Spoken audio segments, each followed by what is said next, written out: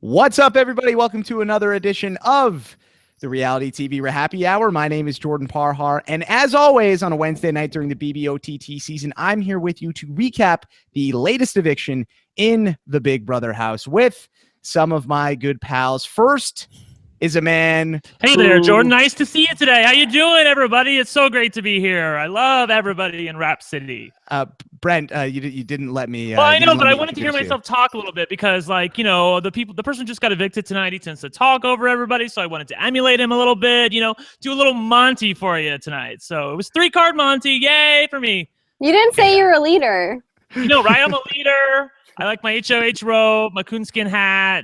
Yeah, and of course, this is a man who I'm sure you're familiar with him if you're a regular listener of the show. He's the house head hold or the leader of the RHAPpy Hour. Brent Wolgamott. Brent, how are you, my friend?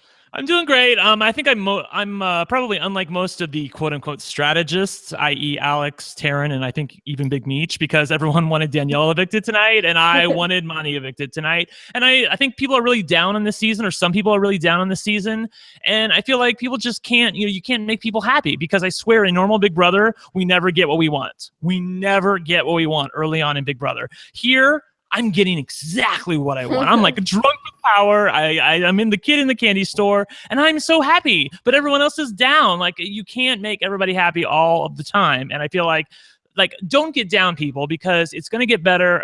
Relationships are going to fracture. Alliances are going to form and reform. These people are going to get sick of each other. I think the showmance is not long for this game. I hear people online saying that the showmance is going to be here until week 8. Girl, please stop. Ain't going to happen. And not for that, but America really loves Alex. So they're going to try and help her out as much as possible. Yeah, America does love Alex Kidwell. Unfortunately, he could not be here tonight because he had to go to a sleepover. So instead, we've got somebody filling in for him. She's making her RHAPpy Hour debut. She gets as much hate on Twitter as Taryn Armstrong does when she talks about Monty. It's Michelle Meyer, ladies and gentlemen. Michelle, hey guys, what's up? I'm doing good. A little sad that Monte's gone, but I mean, what can you do? I casted my votes. Yeah, we did our part, and unfortunately, it didn't work. It didn't work, Meech. And, some people were giving you some hate on Twitter for that, just like Taryn. How much hate did you get for saying that you wanted to keep Monty? I got a lot. People are making up rumors about me saying I'm a racist because I wanted Monty to stay, or Monty, gosh, why do I call him Monty? To stay, which I think is ridiculous. Monty, same thing. But yeah, I wanted Monty to stay. Monty, I can't talk, guys. I'm sorry, it's late. I love it. I wanted Monty to stay because he's just such a big character. He talks over people just like Brent tonight. And he's a leader. He has HOH-itis, and I just think he is hilarious. But not when he does make, bad comments. And yes, unfortunately, things didn't go Big Meech's way. Monte went home, and we're going to have to deal with the repercussions. But we will break that all down for you tonight. We are live on RHAPpy.com. We've got the chat room going on RHAPpy.com. We're going to be taking your questions tonight as well. So if you want to get those in, you can send them in by tweeting me. I am at Jordan Parhar. You can use hashtag RHAPpy Hour, and we will get into those later on in the show. We're working the night shift once again. We're live at midnight Eastern. So I don't know how late we're going to go because I think I might pass out shortly because I've been up since 4 a.m. this morning. But, we'll see how it goes. I think we'll be okay. Right. So, I think they really, they changed earlier this week. They changed the safety ceremony from being 30 minutes long, and they made it 5 minutes long. I really wish they would change the eviction ceremony from 10 o'clock. It's basically 11 o'clock at night, and we starting our podcast at midnight to doing something a little bit more manageable. I mean, this is late for the East Coast. I don't think it's a great idea, and I wish that they would re-examine it. Yeah, and I should not complain as much because I'm on the West Coast, so it's not as bad. It's only a little after 9 here, but still, I hope Big Brother listens on this because it's really late. I mean, just do something a little more manageable. And I can't get Taryn Armstrong with me on a podcast on Wednesdays because bitch has got to go to sleep. He's got his bedtime. He's got his bedtime, Brent. Just like sleep over.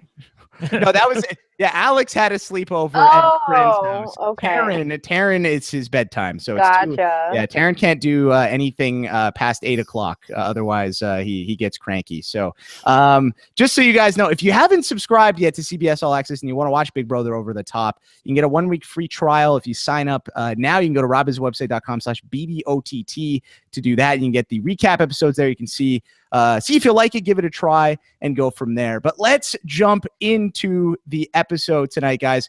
As we mentioned off the top, Monty is evicted by a vote of 5-4. And once again, second week in a row, America has gotten their way. Their nominee has gone home. And I don't know, Brent, I'm a little bit concerned that America's kind of just going to have their way this entire season. But you don't seem to think that. No, I don't, for a variety of reasons. Number one, it's not even really America's call anymore. Even without America, the LFC, the late night crew, the LNC, or the Jamboree, as some people call them, they have enough power to do what they want now if they are in control of head of household. I don't think America is going to be so willing to put up somebody from the Plastics. Or the Ball Crushers, as they are now called, now that Monty's gone. They renamed themselves, if you don't know. And I really don't. I think America, the people that, look, when I say America, it's not America like the casuals, like the people that gave Corey a freaking care package, okay? These are the people that watch the feeds, that really love the strategy of the game. They like the drama of the game. And I just think that going into week 3, week 4, they're not going to continue to do the same. I feel it bubbling up. I feel like we're at the point in last season where people were getting onto Paulie, Michelle, Natalie, other people were realizing, frick, Paulie is in control of this whole house and we need to get him out. It just dawned on people. We talked about it that week. It was sort of bubbling up, and look, a week later he was out of the house. So I do think that America is going to wake up and do something different. I think Chrissy is a possible nominee. She does tend to annoy people. And even if she's not, things are, look, the natural relationship, the natural part of Big Brother is that people get annoyed with everybody when they live in a house with them. Relationships are going to fracture and reform. People are going to make new friends. They're going to get rid of their old friends. I mean, if you would have, like when Michelle was playing Big Brother, I mean, she was with, her whole team with Frank and those guys. And then she eventually became close with Natalie, who I didn't really see her talking much to. And even at some points had a working relationship with Nicole, who she totally hated. So, I mean, you have to give people a chance to play. And look, the thing about Monty, and I want to get it out of the way really quick. Brent, Monte. Thank you. Yes, right. As evidenced by some of the hate directed at Big Meech and even Taryn and maybe even Alex and some other people, I'm sure, there was like it or not, there was a bit of a racial subtext to some of the things that Monty said. Now, I don't think he's a racist, and I don't even think he said maybe some racial things, but it was uncomfortable for me to listen to, okay? But I do think down deep he is a really, really cool guy. That being said, there were some people who were on this side of it, and there were some people on the other side of it. And I felt like it was better for us as fans and viewers of the game to simply remove that piece from the chessboard moving forward. Otherwise, it was going to be festering all season long, especially with him and Justin being in the house. They're both 2 alpha males. They're both hard-headed, and they don't like each other.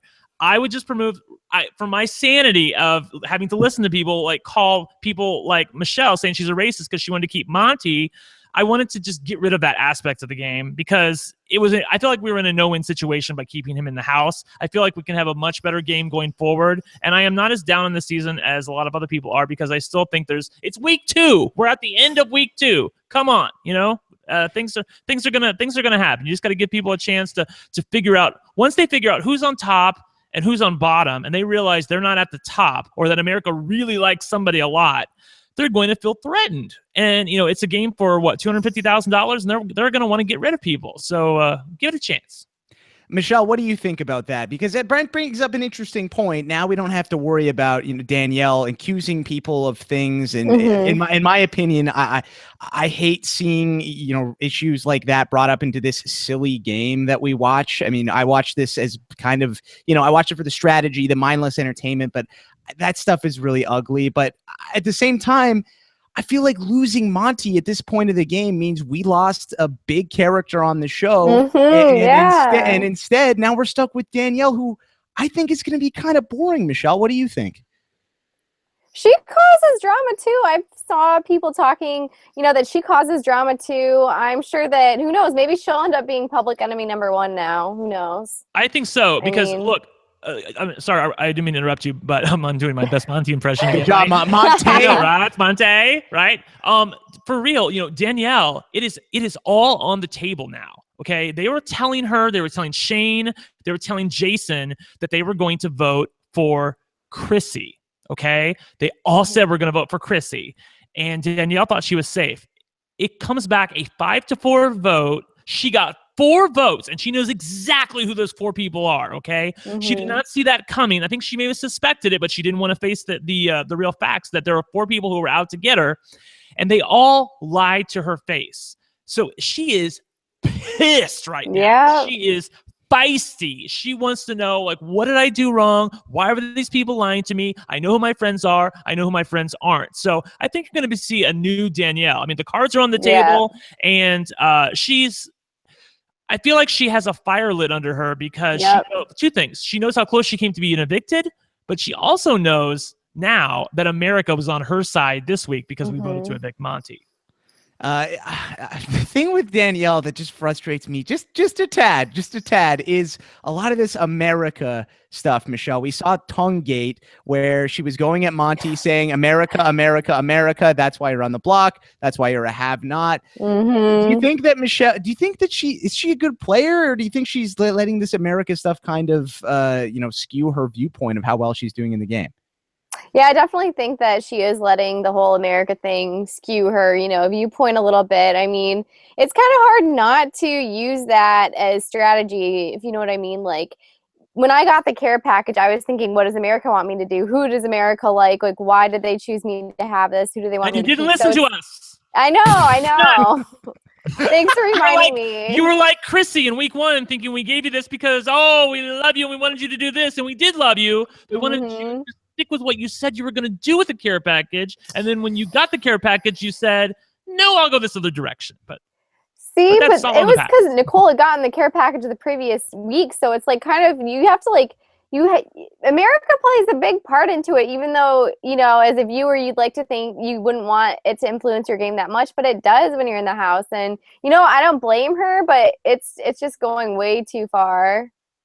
Yeah, I'm interested to see how things go this week for that group.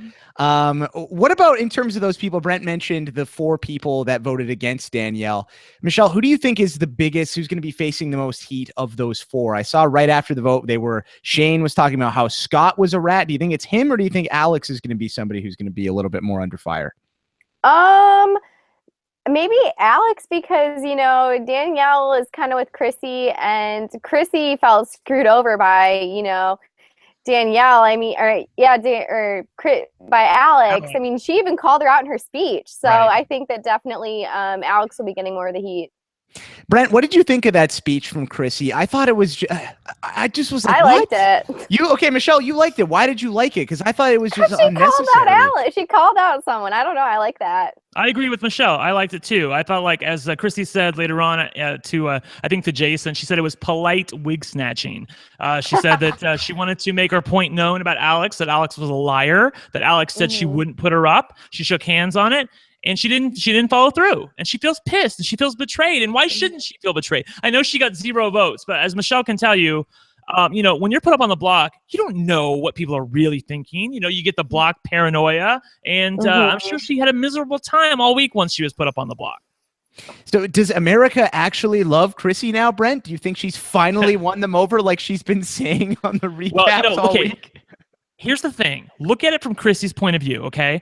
Number 1, she was not made a have-not. Number 2, back-to-back weeks, she has gotten 0 votes to evict. So she knows America has not voted for her. And number 3, she was the first winner of the care package. So if you're Chrissy, how can you not think America freaking loves everything you do? I mean, from her point of view, she is just rocking up wins left and right. She thinks America loves the ground she walks on. And I can't blame her at this point because she's with the people who have the power. And I feel like it's going to turn very quickly for Chrissy. I'm calling a week 4 eviction for Chrissy, but I'll just I'll see if my foreshadowing. By the way, I have been very good. I'm like Donald Trump. Like I called everything. Okay, like I knew what was gonna happen with Cornbread. I knew what was gonna happen with Monty. People were saying it was gonna be close. No, bitch. I knew that America was not gonna put up. America was not gonna put up Morgan. America's going to put up Monty. I'm sure the votes were like 70 to 10 to 10. Like, no, stop. Okay, maybe we're going to start a hashtag Brent was right. Maybe Thank you'll get Karen down finally. Okay, let's talk about the episode a little bit in terms of the recap. Michelle, did you like that they decided today to do a bit of a longer episode? Because last week we only got an hour. The eviction was right at 8. This time it was about 90 minutes. Yeah. And then the eviction was at 8:30. So in general, did you like this episode? Yeah, I mean, the more condensed footage there is, the better. I mean, longer episode. I liked it. I didn't know at that point though. I was like, it was 11 o'clock this time, and I was like, why isn't eviction getting started yet? So it was a surprise to me. I don't know if you guys knew. Did you guys know? Yeah, I had no idea. Brent, did you see that coming? What about what? The longer episode? Oh, I mean, no, but I was glad to see it though. I thought that was, I thought the production value went way up tonight. And also, I don't know if you guys noticed, but during the live eviction, the production value was also a lot better. They actually had them, you didn't have to switch cameras. You didn't have to use the quad cam. If you're on, I think I was on camera 3, but all the cameras, I think, had pictures of people walking into the diary room, then the hallway, then the diary room itself. You got to see last week I was listening to these disembodied voices voting, and I didn't even see them in the diary room. And this week I actually got to see them. So they're learning as they go. It's a new show, and they're still kind of learning how to do all this. Yeah, I think that definitely. I think they did a bit of a better job with things. Still some work to do in terms of figuring, I think, a few things out. But in general, I did like how they dedicated more time, to the episode, the veto competition, the punishments, all that kind of stuff. On the episode, Michelle, we got to see Tongue Gate with with Danielle and Whitney, and we got to see we got to see the whole thing with Justin and Monty. We also saw the Jason situation with Shelby, but we didn't see the harsh words that Jason was using specifically towards her. So do you think that this is a little bit unfair on production's part for not showing this stuff from Jason's aspect, or do you think that it was unnecessary and we didn't need to see this on the show? I don't. You'll have to tell me. Did they show when Paul called me a bad word? Yeah, they did show that. Yes. Yeah, they blanked that out. Yes, they did. Right. But so I'm surprised. I'm surprised they didn't show it then here. I mean, I get like they only have a 90-minute block to get everything in it, but I feel like they need to show exactly what's going on. I mean, if it was a big, you know what I mean? I don't know. Yeah, Brent, why do you think they did that? Because I was curious. I mean, I don't think it would have made people turn on Jason. Most people are watching the feeds and seeing, or at least hearing what's going on about that stuff anyway. So what do you think the motivation is there? I'm not sure. I mean, it's just different editors make different calls. I don't know why they chose not to show it. I think, look, I mean, if you've been watching the Joker's updates, and not that Joker's is the end-all be-all, but I know that people have not been exactly in love with Jason as much as they were when the episode or when the game first started, and now he's down to like number 6 on Joker's updates popularity poll. So he's kind of in that area where, I mean, his stock is going down, Jordan. That's what I'm trying to say. And I think people still love Jason, but he's a little bit of a harder edge to him. I've seen this in other reality show games. I'm trying to think of an example of him where somebody came in, really had a good time the first time, was there to like play summer camp. The second time they came back, it was business. Like Boston Rob, he played hard the first time, but he came back and it was business. Lex the same way, had a good time the first time. It was like family on Survivor Africa. Came back in All Stars and he said it's business. Same thing with Davon when she came back. She wanted to say, look, I'm here to win the money this time. I'm not here to have a good time. So I think that's what we're seeing from Jason, at least from my perspective. He still is funny at times. He still can snatch some wigs with the best of them, but you can tell that there's a harder edge to Jason, and he feels like America is behind him. So I feel like that even empowers him more. He's been careful not to really say it too much. He's more said it about his team and other people, like, well, America sees that, or America's with you, boo, or things like that. He's not said anything about himself, and I think he's wise to downplay that. What do you think about Jason's gameplay so far, Michelle? Are you liking it so far? Or do you think that there's some improvement to be made there? I mean, he has a whole bunch of people that has his back now compared to, he was public enemy number one about to go home if he didn't win that veto. So, yeah, I think he's playing a great game. I think he does let some things get to him. Like, I don't get why he freaked out over the couch thing. Like, I'm going to go sit on the normal couch. He literally lost it. And I'm like, that's not that big of a deal. So I think he needs to tone it down a little bit.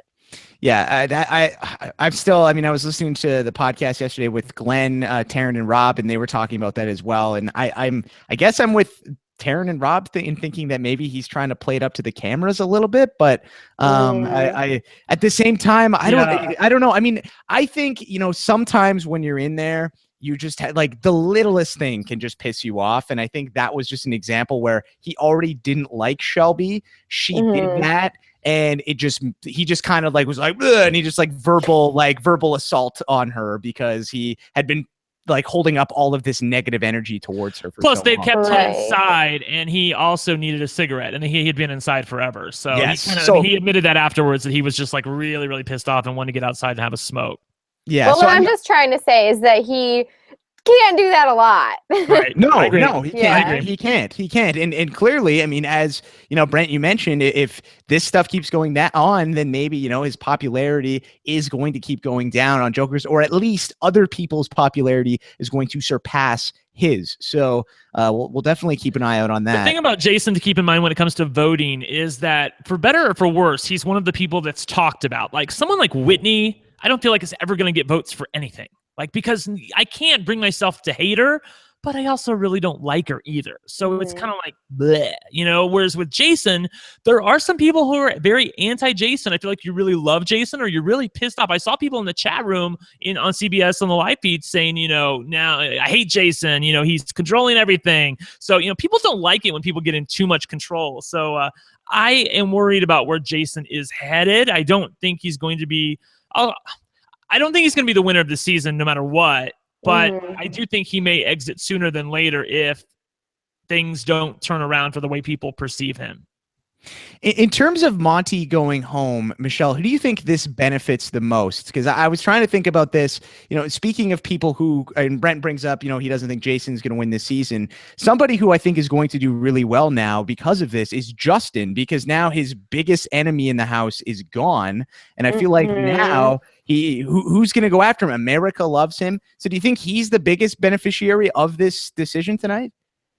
Oh, for sure. I mean, I could see him being in final two, to be honest. Everyone loves him, outside of the house, and there's a lot of people inside the house that love him. He's not really that big of a threat, and he's just fun to be around, so. Is there anybody who's brought his name up at all, Brent? Other than, or at least do you think someone's going to bring his name up now that Monty's out of the house? Probably not. I mean, obviously Shelby and Morgan were a little annoyed with Justin with the whole Showergate thing, but I think that's kind of past. But it doesn't scrub those nuts, Brent. Right? It doesn't take much to get these people annoyed. So, and Justin's somebody who, he can't keep his mouth shut. Look, he doesn't know this game very well. Remember, this is the guy who was like, after the veto ceremony during week 1, he was like, do we vote now? So he doesn't know this game like we do, and he's liable to open his mouth at an inopportune time and cause himself some unneeded drama when he probably doesn't need to. Let's talk about the live DRs a little bit here, Brent. That happened last night, correct? Yes. And what was the biggest takeaway for you when you watched those? The biggest takeaway from me, and I tried to tell people this online today, but people were just going on about how the season's miserable, and if we don't evict Danny, then it's going to be a miserable outcome. Blah blah blah. My thing was Neely really did want to get rid of Shane. She really is threatened by Shane and the showmance. And she also thinks that Shane has his tentacles in Monty and in Scott. And she thinks that he's playing a lot of different sides, which he is. I mean, I don't think he wasn't working with Monty and he wasn't working with Scott necessarily this week, but he had relationships with them that could be threatening to somebody like Neely. And she wanted to get rid of him. And so when he won the veto, she was not pleased. And I think that if he had not won that veto, I think we would have seen a very different outcome this week. Wow. Okay. Yeah, that is huge. I didn't know that either. Michelle, did you happen to catch the live DRs yesterday? I caught a few of them. I'm not going to lie. I missed some. Yeah, I did too. I'll be honest with you. It's been a busy week at school for me. So Brent, I'll throw it back to you then. Biggest surprise then, other than, that's a big takeaway. Anything else that was really surprising for you when you watched those? Just the amount of people begging America to do what they needed them to do. I mean, everybody basically came into the dining room, and while they did move on to other topics at times, they were all about they knew. Look, everybody knew. It's 4-4. America's going to make the call here. I think Alex knew in her heart of hearts, and we need to talk about this. Alex's HOH, failure, success, or a miserable failure. Let's talk about that. But they all knew that America had the power this week to do what we wanted to do. And I feel like they sort of missed the forest for the trees. I mean, we nominated Monty. You have to think we're going to evict Monty. And a lot of these people just seem there was a willful blindness on the part of a lot of these people, like Morgan, Alex, Scott, Whitney. They just would not accept the fact that for the moment America was never going to be on Monty's side. He's just somebody that nobody can get behind and everybody loves to hate. And for a lot of people, like Michelle, he's like Alexis on Dynasty, where you love to hate him. You know? But there are a lot of people like me who kind of just hated him. And that's not a good reality TV character to me, And I'm grateful that for some people like Michelle and Taryn that they kind of love to hate him. I don't even know if Taryn has real feelings or not since he's like a robot. But that being beside the point, he had a good effect on some people. But like I said, I thought it was just best to remove him from the game, have a really clean game going forward. I don't think that he and Justin could coexist in the house. I know people said, well, Brent. People tweeted me this. They said, Brent, you really surprised me because I thought you loved the drama. I like drama within the game. When it moves into other areas, I'm not so fond of that. Like when people were calling, I can't remember who did it. I'm not even going to say who it was, but they made homophobic labels on some house guests in the past. Oh, Corey. They said he was homophobic, and I never perceived Corey as homophobic last season. He was a really cool guy. He just because you're stupid doesn't mean you're homophobic. Likewise with Monty, he's not a fucking racist. I'm sorry, he's not a. I swear I just cussed. He's not a racist. He's not a racist. Okay, he just. And that's the thing, right? So Whitney's DR was completely focused on just shitting on Monty the entire time. And I'm like, dude, talk about something else. She was literally just attacking his character the whole time. Yeah, and that's not fun to see. One of the DRs I did catch was hers. Yeah, and that's just it is unfortunate. We don't want to see that kind of stuff again. I mean, it's a silly show. I mean, there are much more important things going on, like the election and various other things that we don't want to talk about here, because that's not why we watch this show. We watch this show to get away from that kind of stuff. So definitely with you in that regard. Brent, you brought up Alex's HOH there. Michelle, what do you think about Alex's HOH as a whole here? She's got to nominate 3 people. None of them go home. So similar to Monty in that regard, she takes a punishment in which she can't compete in the HOH next week. So on a scale of 1 to 10, how would you rate Alex's HOH? Was it? It was a pretty bad HOH. I agree. Was the punishment she can't compete in the H? I thought it was just that it makes her HOH a little bit harder. Like Monty took the I can't compete in the veto. Is that what it is? Okay, I thought it was something about like when she competes in her next HOH, she's going to be in a tougher position than other people are. Okay, right? so we're assuming unless she is the Michael Jordan of Big Brother competitions, she's probably not going to win that HOH. Probably not. And she said that in her diary room to us because she was like, I'm happy to take that because I don't. She actually said this, which I thought was kind of stupid, but she was like, I don't want to win HOH during week 4. I'm like, girl, that's a whole hell of a lot of time away. Like you may need that HOH in week 4. You might have want to take in the sand trap, but oh well, maybe. Anyway, Michelle, let's continue on your thought there. So bad HOH reign in your opinion. It kind of sucks. I mean, she has Chrissy after her now, and Danielle's pissed that she lied to her. I mean, plus Danielle has Shane, so I mean, everyone's other side of the house really mad at her, and she has that punishment. And Monty got sent home, who is a really good physical competitor for her side of the house. So I think she kind of got screwed. So scale of 1 to 10, Michelle, for you. 4. 4. Okay, Brent, what do you say? I mean, I'm trying to be fair to her as much as possible. There are some people saying, well, she had to do this. I don't know that she had to do this. I think that there were signs there that she could have made a different call and chosen to build bridges with other people. She had to know that America did not like Monty. She knew it in her heart of hearts. She knew he had said some things. She knew he was likely to be America's nominee. She could have put up somebody like Scott and Monty and really made some bridges with the other side. Like, I'm not against you guys. I want to work with you, because Jason, some other people, they really liked Alex. But then when she drew a line in the sand, and here's the thing, she drew a line in the sand and she didn't have the cards to back it up. She knew that America was likely going to vote against Monty, and she still decided to try to pull it off. And of course she failed. I feel like a better course of action would have been to give the other side what they wanted, try to build some relationships with the other side, say, hey, I love you guys. You're fun. Mm-hmm. I've always wanted to work with you. Mm-hmm. And I feel like she would be, look, I know this is 2020, and I can look back and say, well, she should have done this. But even now she's saying, well, I'm glad I didn't give them what they wanted. I'm kind of thinking, girl, I wish you would have given them what they wanted, because I feel like there was a different road in front of you that you could have taken that could have been better for your long-term game. Now, short-term, it might have helped you, but I don't like where her long-term game is headed, because now she's got people really pissed at her, whereas coming into this week, no one was pissed at Alex. In fact, some people didn't even talk to her. They didn't even know who she was. They couldn't even tell her apart from Morgan. All right. Well, Michelle, what do you think then in terms of for Alex moving forward? What's the bet? What do you do here? You just had an HOH. You can't win the next one. You got half the house pissed off at you. Is there anything she can do to get out of this sticky situation? I would just try to do damage control, go talk to Danielle, talk to Shane, and also try to get, go back to Jason and be like, Jason, I really didn't want to send you home, and tell him, like, about how she told Chrissy not to use or to use the care package on her and on him. Sorry, I can't talk. I don't know, damage control and win the veto. I don't know if she'd be the one to go up per se. I mean, or to go home.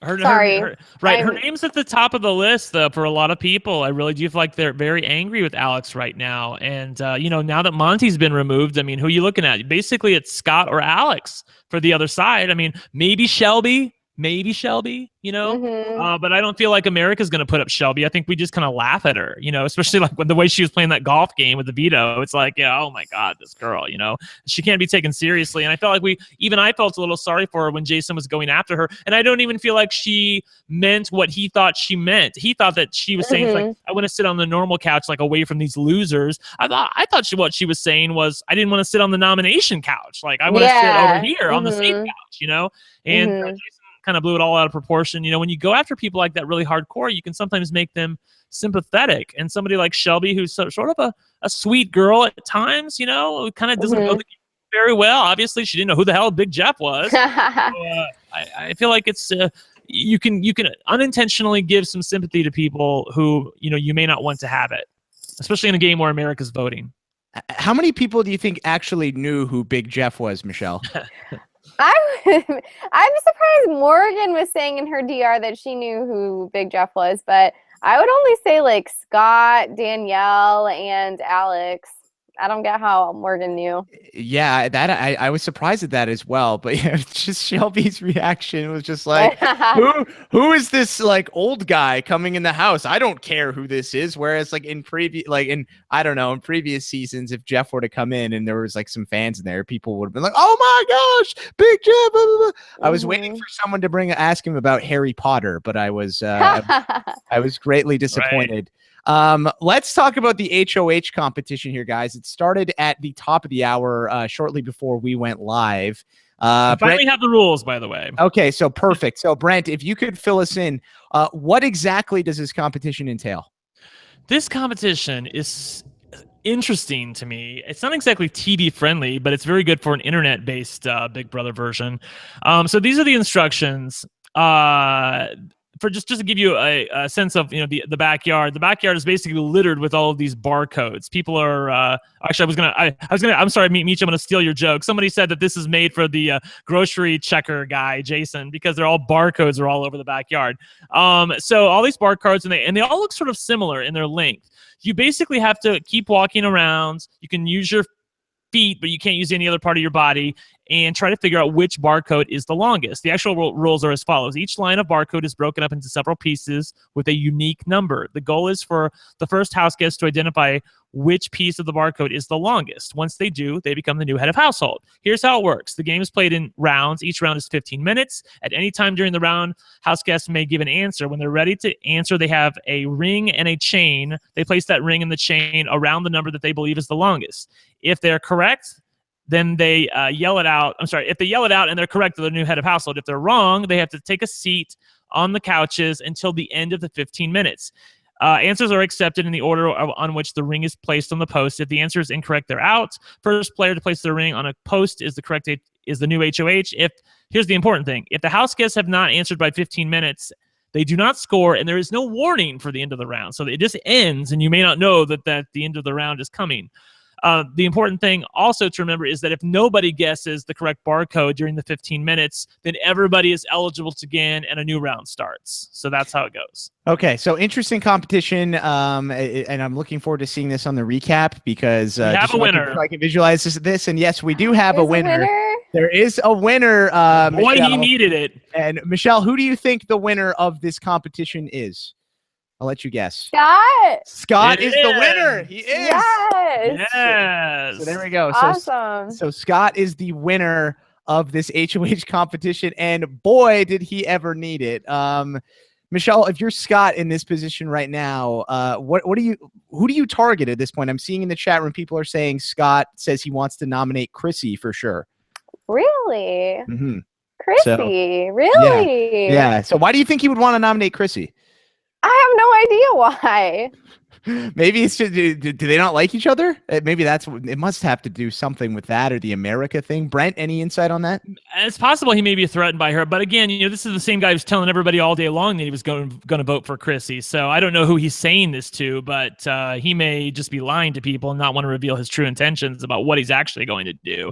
Look, I think this is the best possible outcome for the plastics, because of the plastics, and I'm including Scott in that, the one who was in the most danger of being America's nominee was Scott. We just made him a have-not last week. He's been doing some Ronnie-esque things that make us not like him. He was lying to people like Jason and to Justin and people that we liked going into tonight, and I'm sure they were all going to come for his head. Like, let's say he didn't win this HOH.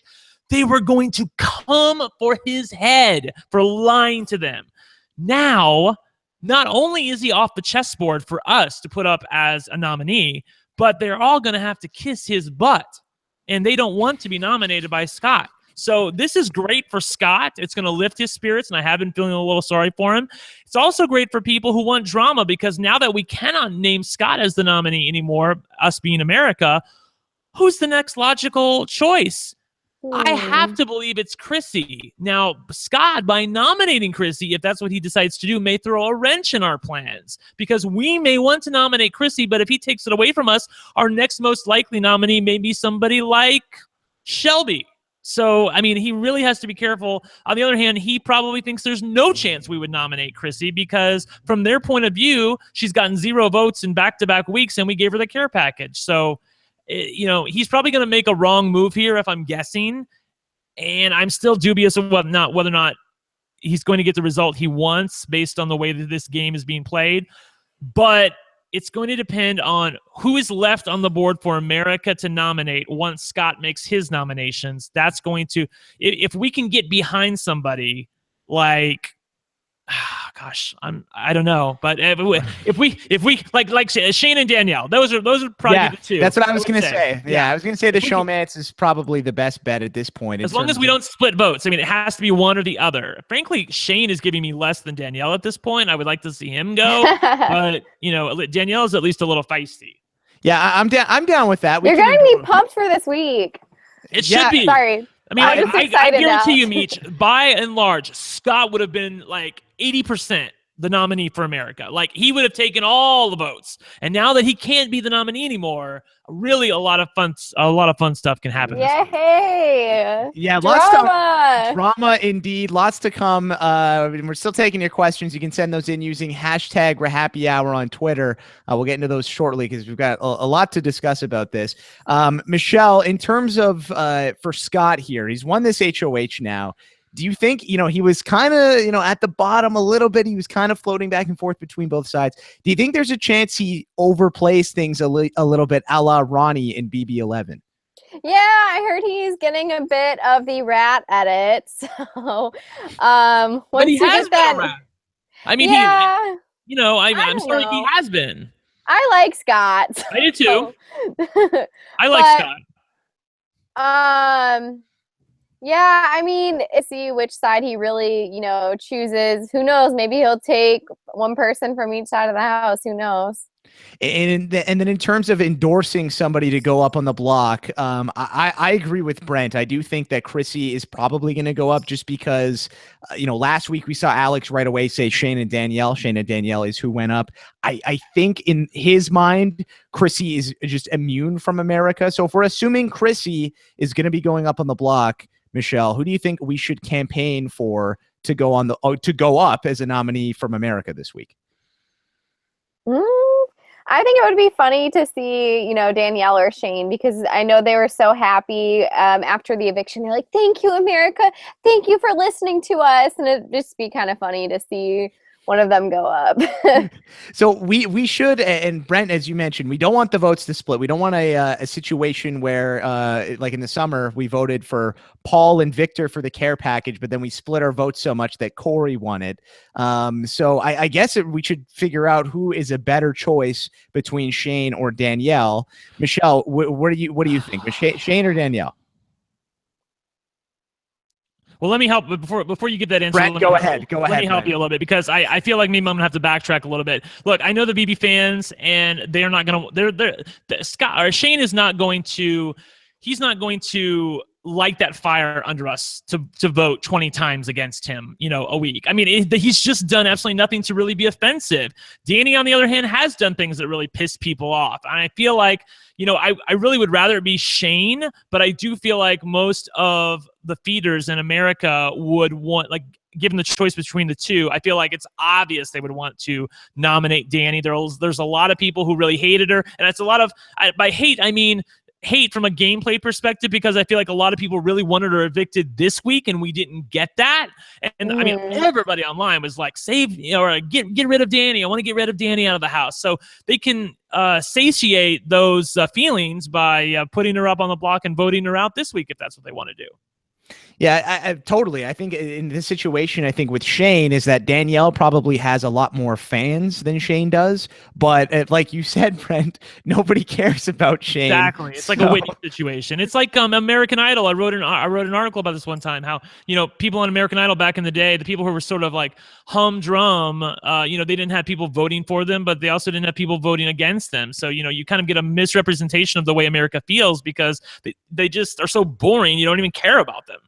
Yeah, like Sanjaya, right? I mean, that's why Sanjaya got so far. Exactly, and that's why we love people like Michelle on Big Brother, Big Meech. I'm talking about because she creates feelings for us. She gives us something to root for or root against. I like people that. Well, I'm not kissing your ass. I would tell you the straight up truth. I mean, Adam Pock's been on the show, and I've been like, I really hated his game, but I loved your game because it was fun. It was a very TV friendly game. It was a very Dan Giesling game where you knew that this is a damn TV show that people are watching to be entertained, and you want to entertain them. A lot of people don't get that. They think they're playing a game in a vacuum, and like this show doesn't exist in a vacuum. It's a TV show. If it wasn't a TV show, it wouldn't make any money, and they couldn't give away $500,000. All right, hey, let's make things interesting and put up Whitney this week. Right? I endorse Whitney going up now. Wow. Okay, so putting Whitney on the block after tongue game. Well, I would endorse Whitney going up too, but I feel like we have to get rid of somebody from the late night crew side of the house. I mean, I love them, but on the other hand, Chrissy really isn't doing a whole lot for me, although I don't really dislike her. But if she's on the board, I think America will nominate Chrissy. If not Chrissy, then I feel like it's going to be Danielle. Yeah, I think the late night crew. I think whenever you say late night crew, I think of BB-8, that evil dick alliance with all those guys. So late night. I guess it's the Jamboree. I always call it. I'm gonna call it Jamboree. Okay, all right. I'll stick with Jamboree. I will say really quickly. The incredible thing though is if Scott nominates, let's say Scott nominates Chrissy and Danielle. Then what? Is America really going to vote for Shane? I don't think so. I don't think we'd put up Shane. That's when somebody like Shelby could go on the block and mess up their plans. So, well, Brent, educate me on this. Who is most disliked from the plastic side of the house that we could see maybe the hardcore Danielle Jamboree fans are voting for to go on the block here? Is there anybody that comes to mind? Would it probably Shelby, I guess, right? Yeah, I was going to look on Jokers at the ratings, although it's not. I mean, this is the only thing I really have to look at. So you know, who knows? So that at the bottom okay. So it was Monty was the most hated house guest based on Jokers rankings, then Scott and Danielle. So Danielle is really at the bottom. Shane is also down there, and Chrissy's also down there. Morgan is in the middle. So it looks like Jason, I guess Jason has I must have looked early on in the day when like a lot of anti-Jason people were voting, because it looks like he hasn't really fallen any lower than number 3 based on the last 17 days. Yeah. Okay. So there you go. Michelle, in terms of then Scott, like hindsight is 2020. We can see, we're omniscient. We can see everything that's going on in there. What do you think the best move is for Scott if he wants to keep these plastics safe? I would say go after the showmans for sure. Yes, 100%. Go after the showmans. America will nominate Chrissy, and they can finally get somebody from that side of the house out. Guarantee it. Okay. But I should tell you something really quickly. Yes, Brent, go ahead. There is one fly in the ointment this week because we also have a care. We also have a care package coming up. People were dogging on this, saying, "Oh, this care package is so useless. We don't care about this care package." But if you're if you want to get somebody out from the Jamboree side of the house, like Shane, Danielle, or Chrissy, you need to make sure that you give the care package to Scott. And this is the reason why. 2 reasons. 1, it'll lift his spirits, let him know that we like him. Number 2, as HOH, he can control what kind of veto gets released into the house. There's a diamond power veto where, that could really screw with him. If somebody wins the diamond power veto, takes off somebody like Shane and puts up somebody from the other side of the house, then I think they might have the numbers to get rid of them. There's a boomerang veto that can be used twice, and there's a 2 vetoes, a double veto thing where 2 vetoes are going to be up for grabs. So that is problematic for him this week, is not just who wins the veto, but what kind of veto is it? Yeah, I feel like that's the only scenario, because I was just going to say I think Alex is good to go this week because of Scott is 1 and America is probably not going to put her up based on her popularity with them. But this diamond veto could really throw a wrench into things. Right. Michelle, do you wish you would have gotten a diamond veto so you could back? Yeah, I would have taken any of those. A boomerang veto would have been kind of cool to be seen used. Definitely double veto. Yeah, they have a lot of options. I'm jealous. Right. The boomerang veto and the double veto are basically the same thing, except the double veto is going to be given to 1 to each person to use, kind of like back in BB14. The boomerang veto is a veto that you can basically use on 2 people. So you could take 2 people off the block with the same veto. Yeah, and if you were a diehard nerdy super fan, you will know the boomerang veto is the exact same as the double veto that was given out in Big Brother Canada 3 that was not used that season. Yeah. So there you go. Maybe we'll find. I'm not a real super fan, so I wouldn't have known. Okay, let's get into some of your questions, guys. Let's see. Let's see. Let's take this one here. This one is from Timo. Timo says, are the Misfits underrated? Besides America's nominee help, they've won 2 POVs, and they have the same comp record with the Southerners 2 HOHs. The Southerners. Yeah, I don't know if that's what you want to call them, but what do we think about the Misfits? Are they actually, take America aside, are these guys good players, Michelle? Pardon? Are the Misfits actually good players? Or the Jamboree, I should say. Yeah, I guess you guys keep using all these different. I know them as the Jamboree. That's what I call them in like my head. But I mean, they have Jason. I guess I I feel like they haven't really done enough to call them good players yet. I would agree. They're replacement level at best, I would say. Jason and Neely are probably the two people that are the brains of the bunch. Mm-hmm.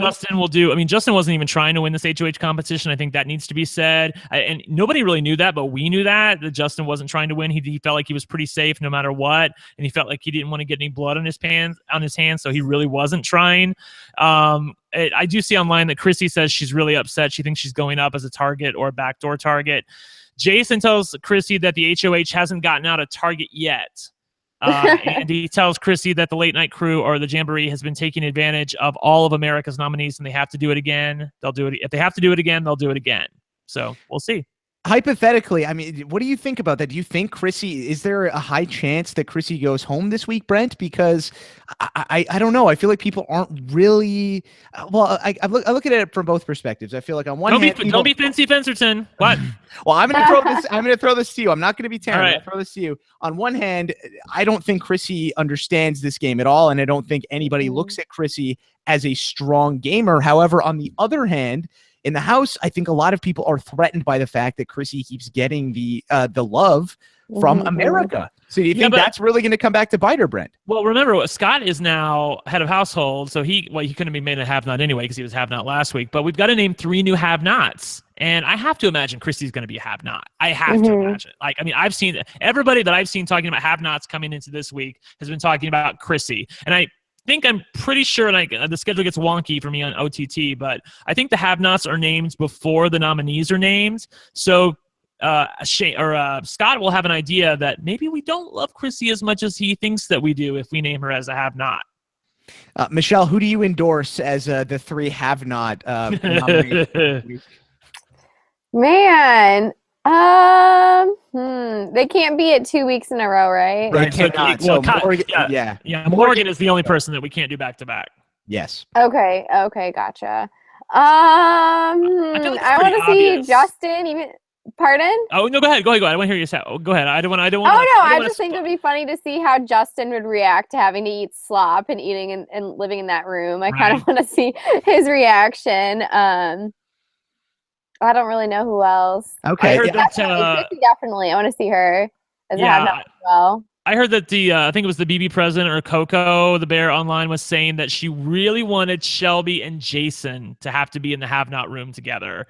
Really was living for that. And then the third nominee, we really didn't care. Maybe somebody like Danny. Yes, let's do that. That's the other thing too. We need to make sure we split up the showmans. If you don't want to see them in bed all week together, we need to put like Danny in the have-not room and Shane not in the have-not room. So let's go. I'm nominating, or I'm what do you call it? I'm putting it out there that my endorsement. Your endorsement is out there, Brent. My endorsement. I'll retweet you. I agree. I'm taking back my endorsement, but now I'm giving it back to you. No, I'm endorsing Danny for have not, Jason for have not, and Shelby for have not, just because it would be effing ecstatic. Like it would be glorious. That would be, I hope we can, America, I hope we can work together on this one. Taryn's meme maker, if you can get on this, make a little nice meme hop to it. chart. Yeah, please. You can do that for Taryn and then send it to us. We will all retweet it and hopefully spread the word because that would be glorious. Okay, let's see. Let's take one from, I'm looking here. This one's from Edward Morris. Was the reaction to the eviction too much or was it an over or an under reaction? I'm looking at this question. You know what, Edmo? I screwed that up, so we're gonna skip that one. I'm gonna go to this next one from Brent, and not Brent Wolgamott. Yes, I met him. I met him in the chat room. Yeah. Oh, okay, there we go. So Brent at FarmGuy88, he says, "Does Big Meech want to go out sometime? I have a Frank level crush. Hashtag RHAPpy hour. Hashtag asking for a friend. Hashtag I'm the friend." So, are you cute and do you have money? That's what we need to know. Michelle, no comment. No, I don't know. Who is it? DM me. DM her. Yeah, FarmGuy88. Slide into Big Meech's FarmGuy88. It says he is an MMA and pro wrestling fan. Farm and ranch by day. I was hoping he was an MMA fighter. If he was an MMA fighter, I'd have been more into it. But a fan. I mean, Alex Kidwell is a fan of MMA. And, hey! Don't say that. What's wrong with Alex Kidwell? Alex is I love my Alex. I'm just saying he's not like, he doesn't have Monty level of biceps or something. Okay. Because Alex is he's young, rebellious Alex Kidwell. He's, Yeah, right. He's a great candidate. Story? Yeah, we wanted Alex on the podcast tonight because there was a chance that Big Meech may not make it, and so we were like, Alex, you're old reliable, like, you know, you can do the podcast tonight, right? And he's like, oh, sorry, man, I've got plans. I thought it was gonna be free, and we're like, well, we're changing your name to Young and Rebellious guys. So there we go. So a young and rebellious Alex Kidwell. I'm looking here I'll be honest with you guys, I don't have a ton of questions that I can really use. So if you guys in the chat room on Because they're all hating on me, right? No, actually, no, Michelle, they aren't. I will admit, there was one that was making fun of you, but there was several that were saying, hey, here's another one. Zach at ZachAttack48. Big Meech, are you single? If so, will you go on a date with me? So there you go. Meech, you're a hot commodity. Yeah, Michelle, people want to date you. That is a thing. And you are really pretty girl. Thank you for not hating on me. I was afraid of that after the Twitter debacle last night. Well, here's what I will say, and to people, and I will make a little public service announcement here. People, okay, guys, if you listen to this podcast, don't give people crap for how they want to vote on BBOTT. Okay, everybody has their own opinion. Nobody's getting mad at you for who you are voting for. So, you know, it's America. We can vote for whomever we want to vote for. So don't get upset about this stuff, and just vote for who you want to, and don't get mad at other people who do that. And 5 months ago, you guys wouldn't have cared who I was voting for. Exactly. Exactly, right? She was just the girl online who said that me and Taryn and Alex didn't have the voice for podcasts, and she hated listening to us. Yeah. So, you know, like, don't. Hey, my voice is in the same right? boat. Don't worry. No, but Michelle knew it was right. She said my voice was great, so it's okay. She it's likes okay, to stir Michelle. the pot. Exactly. We forgive you. And also too, Michelle, you know those Twitter accounts, like the egg ones, or the one where it's like the house guest ones, those like 13-year-olds. I'm sorry. Yeah, it was a lot of Danny faces hating on me because Danny was the one I voted for to go. Right. Yeah, surprise. I think that person is just the same person, and then they just have like 5 accounts. I don't really know. Right. If you are one of those 13-year-olds, I am a journalism student in school, and I would love to interview you and ask you about your site, why you do that kind of thing, because it really fascinates me. Okay, I'm looking here then. I think we're pretty much good in terms of the questions. Brent, is there anything else? Actually, here we go. There is one here that I want to read. This one is from Lady Muse. Lady Muse says, does it freak anyone else out the way that Alex leads towards the camera and sasses her Ed in the DR? What is that? What is that, Brent? What is that? Do you notice that? Right? She always like, she's like, I want to make some drama and some paranoia. Like, right? I'm HOH, and I'm going to stir things up, and I'm going to cause chaos. And it's like, well, I mean, look, this is like Big Meech, okay? She's feisty, okay? She gives me what I want. She's not a wallflower. She's not there to sit back. She's there to play the game. She wants to play the game. She wants to play the game hard. She wants to go for the win. She doesn't, you don't get anything for coming in 4th place, okay? She doesn't need the fame either. I mean, it's on the damn internet, okay? So just go for the win. And I like that about her. So I really hope that everybody, don't give Alex the damn care package. Give it to Scott. He's the head of household. It's best to, look, if you want to get rid of somebody from the Jamboree side of the house, you're tired of the way things have been going, you want to get rid of somebody from the Jamboree side, you need to make sure that you give the care package to Scott. One, it's basically useless, and we don't really love Scott, so it's okay to give it to him. 2, it'll lift his spirits. That's a good reason for me, but may not be for you. But 3, the most important thing is he's the current head of household, and he wants to have all of the cards. The more cards that we can give him, the more he will feel good about making a strong move. If there are cards that are out there with other people to play, he will feel nervous about making a big move. So make sure you give the care package to Scott if you want to see somebody from the Jamboree side of the house out this week. And reason number 4, if this all happens to Scott, maybe he will go crazy with power and go a little bit like Ronnie in BB11. Right? And we love you. Drama. Yes, that would be great. So I think he would honestly cry if he got the care package from America. I think he would cry because he's been so down. He thinks he's hated. He thinks we don't like him. And I love his Walmart vest. I know, right? He's such a sweet guy. Like he's there to play a game. Like as our Alex noted on Twitter, he's like, Scott really got done wrong. And I have a little bit of a quibble with that, but I do think there were elements of his game that were done wrong. I think that he could have made a few different decisions here and there. I don't think he had to straight up lie to everybody that he was voting for Christie when he knew he clearly wasn't. I mean, that just creates distrust with people, and they're not going to forget that he did that. On the other hand, he just won HOH, so it really doesn't matter that they're all mad at him now. I just think that he came in to play Monopoly, like our Alex said, and now it's like they're playing Candyland. I mean, like he was going to do something, and he didn't realize how big of an impact America had. He thought that we were wanting him to get rid of cornbread last week, and then to reward him for getting rid of cornbread, we made him a have-not. So he's like, well, America, what do you want from me? I can't do anything right.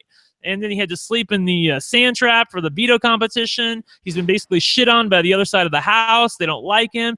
Like I said, he saved himself a whole lot of yelling tonight, because I guarantee you, if Jason or somebody from the Jamboree side got HOH, they would have had his head on a plaque and absolutely railed on him. So the fact that he's the current head of household, they're all going to have to kiss his butt, go up there and talk with him. It's going to give him an opportunity to make new relationships in the house. And the Jamboree side of the house, I'm reading right now, they're hoping America is with us. They think America is with them, but they're unsure, and they should be unsure, because I don't think that we're going to do what they want this week. Yeah, well, we'll stay tuned for that. I'm really excited for this week. I hope things really flip. Don't be a downer. Yeah. This will be fun. I stick with OTT, guys. We're down with OTT, right? We're down. You know me. Are people really over it? Some people were questioning it. Yeah, I did have a few questions where people were upset. America has too much power. This is a popularity contest. Blah blah blah. Like, shut up. It's week 2. Hashtag Brent was right. Okay, here's another. We've got a couple of questions sneaking in here at the last minute. This one is from a guy. His name is Rob, at Rob Sesternino on Twitter. All right.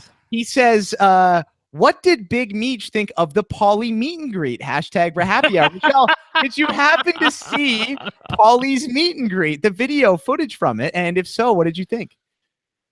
Well, he did say he loved Bruno Mars. I don't know. Good for them. I hope that was a lot of fun. Good. That's a very PC answer. I'll tell you what I thought. It was hilarious. I was expecting more. I'm not gonna lie. I thought you would be a little more fired up, but I'll take it. I won't. I don't know what to say. I mean, what like, do you guys think? Brent, you go ahead. Brent, you go ahead. Come on, like, it was pathetic. It was like crazy. Like, it was so awkward watching him, like, to put the hat on and then bring Zakiya up there when she's like not saying anything, and he's sort of leading her on, acting like he's a star. And like, I'm thinking, like, it sounds like there's like 20 people in that room, and I don't know how many of them paid the $60 for the whole meet and greet thing, but most of them probably just paid the $10. And then the whole thing afterwards with Frankie Grande there saying stuff and trying to reenact the fight with Paulie. That was awful. Playing Davon, and Davon snatched his wig and said, "Don't come to me while you still got that white feather duster on your head, bitch." So, she gave it to him right back. Well done by Davon on that one there. He said something else really funny about how when he was on The Price is Right, he kept like making like. Yes, exactly. She's right, because he was. Right. We did a podcast on that, and we talked about that. How the camera, whenever the camera was close to Frankie, he would always just be like, right. Yeah, like making little movements. Right. It was so funny. Davon said that he's just bitter with me because I got to go up on stage and play the game, or he had to sit in contestants row and had to oogle for the camera. So, girl, bye. So much craziness from that. I forgot about that. Oh, thank you for bringing that up, man. Yeah, definitely. But yeah, the whole Paulie fiasco. I mean, Paulie, please don't go into a career in singing, because that the stage presence and then like, come on guys, clap your hands, clap your hands, clap damn it. I'm like, dude, and then he's singing over the Bruno track. That just didn't Have you ever seen did you see Jeb Bush when he was running for president in New Hampshire, and he finished his speech and no one really did anything, and he was like, please clap. Oh. I felt like that was Paulie, like, please clap. Oh, poor Paulie Calafiore. Hopefully his brother Cody and him are doing okay. Fun to make fun of. Fun guy. Yes, definitely. Let's see. Okay, a couple more. This one's from Haiku Fishback. Haiku Fishback says, what is Meech's go-to karaoke song? Michelle, do you have a go-to karaoke song? And is it fine. I remember in Jury House we got a karaoke machine, and me and Paulie, we were karaokeing to Headstrong by RHAP. You guys really? know? Okay. Wow. No, I don't know. The one I did really good at, which everyone was impressed, was Gangnam Style. I didn't know how to pronounce anything, but I went all out and I sang every word, even though I didn't know what it meant. Oh my goodness, that's impressive. I also don't know the words to Gangnam Style either. All I just know is, don't you just say whoop whoop whoop Gangnam Style? Is that right? Something like that. My go-to is there's a song from Mannequin 2. It's like a 1985 movie, and the end. It's like an end credit song called "Nothing's Gonna Stop Us Now." Like I love that song. I love using that song for karaoke. I'm sure you guys, like if I sang it to you, I'm sure you would know it. Like probably. Looking in your eyes, I feel the paradise. This world. Yeah. You know, Brent, you can see Brent. Thank you. You could actually sing a song with the karaoke track in the back. Right. I did terrible. We did the know-it-alls last year, and I picked a song I never sang before, and it was in a key that was like way too high, and I was like, oh, I really want this to end. Like it was terrible. But this year I'm gonna do better. Okay, that's good. See, my go-to I would say is "Find Your Love" by Drake. I think I've got I think I can pull that off. Although, the higher tones. That's you got a little Drake in the eyes there. Yeah, definitely. Yeah. Me and Day, we did a good one to "Yeah" by Usher. Oh, okay. Oh, I do weird songs, not like ballads, but like weird ones. Weird songs. No, that song, that was actually like the pump up song for my hockey team when I was in grade 8. So there you go, back in the day. Okay, we got one more question. This one is from Missy Moo. She says, Parhar, can I get drunk in NYC at the live show and karaoke jam to Bruno Mars with you? So again, speaking of the Bruno Mars and everything, just to let you guys know, if you haven't been aware already, we are going to be live in New York in Brent. I think it's less than 2 weeks, right? It's Tuesday the 24th, so we're like 12 days away. It's crazy. We're going to be live in New York doing a BB OTT live show. Tickets are $10. You can meet Brent, myself, Rob, Taryn, Alex, a bunch of Big Brother alumni based in the New York area.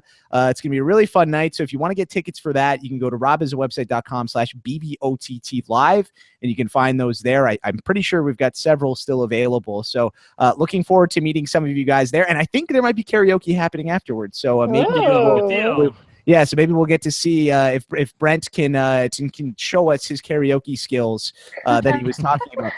Michelle, any chance you're going to be making a last-minute trip to NYC to come hang with us? I'm really debating it. I don't know is Natalie going to be? Who's all going to be there? So we have right now. I don't want to completely say who's going to go, but we do know for sure that we've got Adam Pock is going to be there for sure. Eric Stein is going to be there for sure. Glenn is going to be there for sure. So it is an open, Michelle, it is an open invite to BB alumni. Even if Adam Jasinski from BB9 wants to come, I believe anybody can come. So if you and Natalie want to come, you guys are more than welcome to, and I think that would be a lot of fun. So we'll put you on stage if you want to. We'll ask you questions on the panel and be fun. We'll bring a song. We'll set up a song for you to sing for Natalie when she comes out, or maybe I might just go for the karaoke just to see you two do karaoke. So hey, I mean, I think it's worth it for that alone. I need to do like a love ballad with Taryn. That's what I need. I need this. I need this in my life. Some sort of I'm trying to think what the perfect love song would be. Maybe something by Whitesnake, Brent. I don't know what we could do, but something old school like that would be great. But anyway, Love is a Battlefield by Pat Benatar. Yes. All right. You singing to Taryn. I think that would be Benatar? I think so. Yeah. Okay. Well. I think it is Pat Benatar. I'm not sure. I think so. Yeah. I'm not the most musically inclined, so maybe I'm the wrong person to ask. Okay, guys, I think that's going to do it for this edition of the RHAPpy Hour. Thank you so much for joining us. Brent, any final thoughts before we wrap things up tonight? Keep the faith, people. It's a great show. I really think you guys have been spoiled by all the stuff you're getting. We get to see all behind the scenes stuff. We don't have Jeff Fish come on every other few minutes and block out 5 hours of feeds. We get to see live diary rooms where we get to honestly hear what people are thinking. Mm-hmm. There's so much good stuff on this season that you just have to put up with the begging to America and just kind of block all that stuff out. Like if they feel like that they have to beg to America, I think they don't really realize that we don't really care about their begging. Like we have our own inclinations regardless of them begging us to do something or not. At least I know I do. So that's not really the fun part. But the fun part is I really do feel like it's a throwback season in many ways because it's a little bit stripped down. And I feel like these are characters we would not get on a normal season of Big Brother. I really think that there are some characters that are a little outside the box. So great job. Did Robin cast the season or was it somebody else? Robin did not cast this season. Okay. Well, whoever did the casting for this season, great job. I mean, I am thrilled with the cast. There's very few people who are wallflowers. I think Whitney, I think basically Whitney. She's from my state, which is hilarious. She's the one I don't really care for. Again, I don't have any real hate for her, but I don't really like her either, which probably guarantees she's going to be in like the final 3 or something. So that's what happened with Nicole last season. Of course. Right. Michelle, any final thoughts before we wrap things up tonight? Keep watching. I'm enjoying it. Good. And Taryn's right. Like the live DRs are probably my favorite thing about this season. That is so raw. And I love it. I love that aspect. I love how freely they can talk and they just read from a list because I feel like I would have done better like that as well and gotten more of what I'm truly feeling and thinking. So I'm glad that you guys get to see that. Right. I think it's a good event because you can, you don't have to talk to the producers. You're talking to us. And that we're all at home listening. Like, when you're talking to a random camera, like if your mom or your dad or anybody's listening to you, you don't know if the fans are listening to you. You don't know if the camera's necessarily, broadcasting whatever it is you're saying. But when you go into the live diary room, the camera's on you. It's just you and America and basically the feeders in this case, not even all of America. Like I said, these are the hardcore Big Brother fans are watching. And so I feel like it would have been a good vent for you to get out some of the feelings that, kind of pent up inside of you along the way. I feel like that's why I really like this season. And I like the people in this season. Justin is a breath of fresh air. I like that Nathan's there to play the game. Alex is the kind of girl I love seeing play Big Brother. She's so out front. Yeah. She's taking bullets left and right. I don't know that it's necessarily the best gameplay, but it's fun to watch. It's entertaining. I like the fact that she wants to cause chaos and paranoia, and she's backing up her words too. She could have gone a different direction, but she let it come down to what America decided. I feel like she knew what answer we were going to give her, but she still decided to roll the dice. So kudos for that. And it's not regular Big Brother. It's Big Brother over the top. So stop comparing it and saying that America has all the power because it's not the same thing. You know what I mean? It's not Big Brother 19. That's why they didn't call it Big Brother 19. It's Big Brother over the top. It's in its own house. All right. Well, that's going to do it for this edition of the show. We're going to get an update on Friday from Rob Sesternino. I believe Alex Kidwell and Taryn Armstrong will be there. So be on the lookout for that. Friday afternoon should be a fun show. We'll find out what Scott is thinking with his HOH in terms of his nominees. And everything else that's going on in the house. Probably find out about the care package as well. If you want to subscribe to the RHAPpy Hour, the RHAPpy Hour only feed, you can do so by going to robbinswebsite.com/RHAPpy Hour. That's RHAPpy Hour with an R at the front. You can subscribe to the YouTube channel as well, so you can see me nodding the way that Alex is in the DR. You can see various other things we were doing on the live broadcast tonight. You can see Big Meech's basement. Lots of good stuff. RobIsAWebsite.com. RobIsAWebsite.com/YT if you want to subscribe to that. I'm thinking about hashtags tonight, guys. I think hashtag Monte is probably the most fitting. Yes. So MONTAY, Monte. Yeah, Monte. Yes. Right. So Michelle can't talk. I love that. It's the night shift, Michelle. It's okay. This is you can make mistakes at this time of night. People will forgive you. So if you want to follow these guys on Twitter, if you're not already, Brent is at OneLuckyGay on Twitter. Michelle, you're at Michelle Meyer BB18, right? No. Oh, okay. Then tell me, what is it? MBB18. Oh, okay. Well, see, look at me making mistakes. Michelle MBB18, who recently got verified. So congratulations, Michelle. You're in the Glenn Club. Congrats to you. So tweet us and let us know your thoughts about tonight's edition of the RHAPpy Hour. I'm at Jordan Parhar. And leave some comments on robbinswebsite.com. Love reading those and hearing what you guys have to say. Okay, that's going to do it for this edition of the show, guys. Thanks so much for listening. For Brent Wolgamott and Michelle Meyer, I'm Jordan Parhar. Hashtag Monte. We'll talk to you soon. Take care. Peace out.